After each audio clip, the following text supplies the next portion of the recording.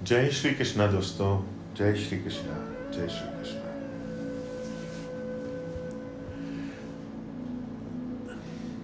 दोस्तों, कभी सोचा है हम प्रभु के पास क्यों जाते हैं? हम प्रभु से संबंध क्यों बनाते हैं? Why do we visit God? Why do we establish a relationship with Him? इसके 5 कारण हैं। हम प्रभु के पास जाते हैं, इसके 5 कारण हैं। पहला जो है वो अकारण है। हम प्रभु के पास इसलिए चले जाते हैं क्योंकि हमारे मित्र कह रहे हैं चल मंदिर चलते हैं, चल होके आते हैं। हम इसलिए चले जाते हैं क्योंकि पिताजी कहते हैं चलो बच्चों तैयार हो जाओ, फटाफट मंदिर जाना है। ठीक है, चले जाते हैं। आदेश मिला है पिताजी का या उन्होंने इच्छा व्यक्त की है। हमारा जाने ना जाने का, हमारे मन का ना मन का, हमारे वहां पे कुछ मांगने का ना मांगने का तो प्रश्न ही नहीं उठता। चल वैष्णो देवी चलते हैं, तो इसलिए चले जाते हैं कि चलो ठीक है यार, जा रहे हैं सब लोग, पूरी क्लास जा रही है, सब लोग जा रहे हैं, हम भी चले चलते हैं। तो कोई कारण नहीं है प्रभु के पास जाने का। ये कारण हो सकता है कि मौज मस्ती के लिए जा रहे हैं, ये कारण हो सकता है कि इंजॉयमेंट करेंगे, बट वो इंजॉयमेंट तो किसी भी जगह जाने से हो सकता है, चाहे वो आप वैष्णो देवी जाएं या चाहे वो आप शिमला जाएं या चाहे वो आप मनाली जाएं। तो अकारणवश प्रभु के पास पहुंचते हैं। पहुंच गए तो बस पहुंच गए, अच्छी बात है।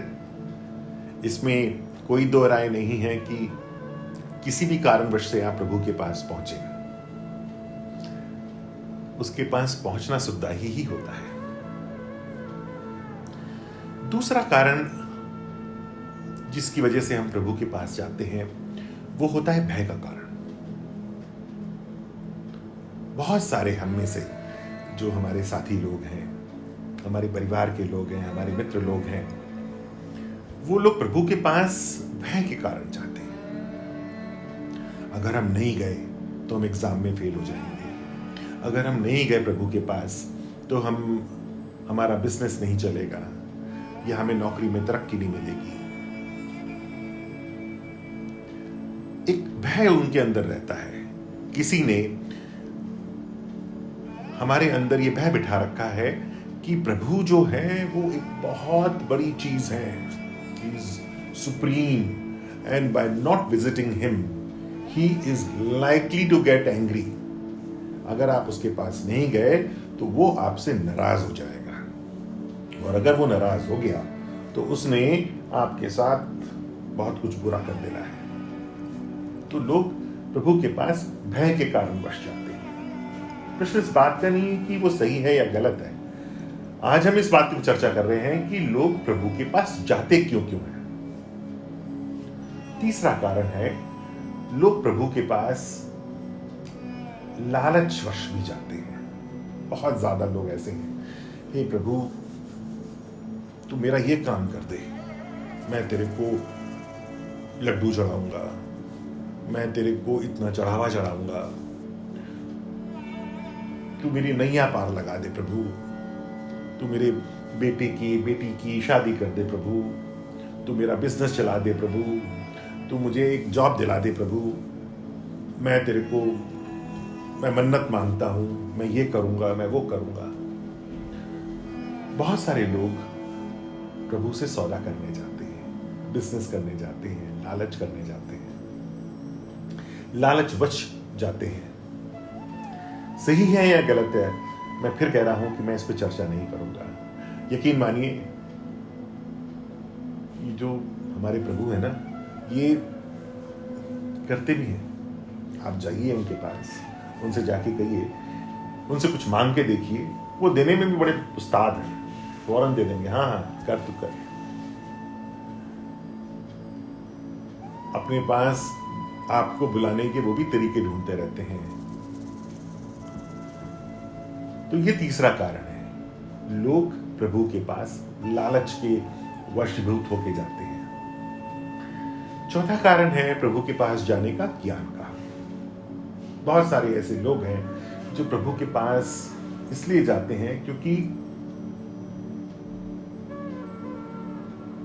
उन्होंने ज्ञान योग पढ़ा है, ज्ञान योग की प्राप्ति हुई है उन्हें पता है कि कोई ऐसा परम ब्रह्म उपस्थित है, उसकी तलाश करने जाते हैं। वो ज्ञान मतलब वो वेद पढ़ेंगे, पुराण पढ़ेंगे, बाइबल पढ़ेंगे, भागवत पढ़ेंगे, गीता पढ़ेंगे, बहुत सारी ऐसी ग्रंथ पढ़ेंगे और उस ग्रंथ के अंदर जो लिखा हुआ है उसकी तलाश करेंगे, प्रभु से मिलने जाते हैं। और जो पांचवी तरह के लोग होते हैं वो प्रभु के पास मिलने सिर्फ भक्तिवश जाते हैं। उनको प्रभु से ना तो भय है, उनको प्रभु से ना तो कोई लालच है, उनको प्रभु से ना तो किसी ज्ञान की प्राप्ति है या ना उनको किसी ने ज्ञान दिया है कि उनको परम ब्रह्म को प्राप्त करना है।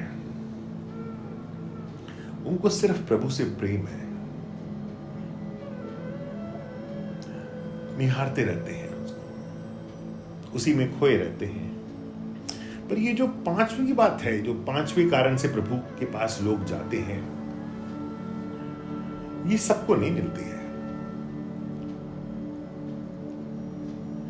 जो पांचवा कारण है उसमें प्रभु की जब तक इच्छा नहीं होगी तब तक आपको वो कारण नहीं मिलेगा। जैसे तुलसीदास कृत रामचरितमानस में भी लिखा हुआ है कि भगवान राम जो हैं वो वाल्मीकि के आश्रम आते हैं, तो वाल्मीकि उनसे कहते हैं कि हे प्रभु, तुम्हारी भक्ति सबको नहीं मिलती है, तुम्हारी भक्ति उसे ही मिलती है जिसे तुम देना चाहो। तुम्हें वही जान सकता है जिसे तुम जन्माना चाहो, और जब तुम्हें कोई जान लेता है तो उसको फिर कुछ और जानने की इच्छा नहीं होती है। ये जो भक्ति है ये अपने आप में बहुत ही सॉफ्ट, बहुत ही नरम, प्यारी। वो भक्त या वो लोग जिनकी आंखों में अक्सर अश्रु आ जाते हैं, वो भक्त जो प्रभु से हट करने लगते हैं, वो भक्त जो प्रभु से रूठने लग जाते हैं,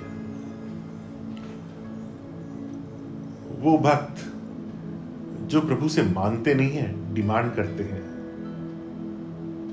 जैसे एक छोटा सा बच्चा अपनी मां से डिमांड करता है।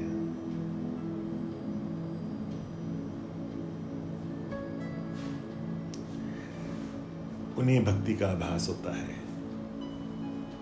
उसे हम भक्ति कहते हैं। जय श्री कृष्ण, जय श्री कृष्ण, जय श्री कृष्ण।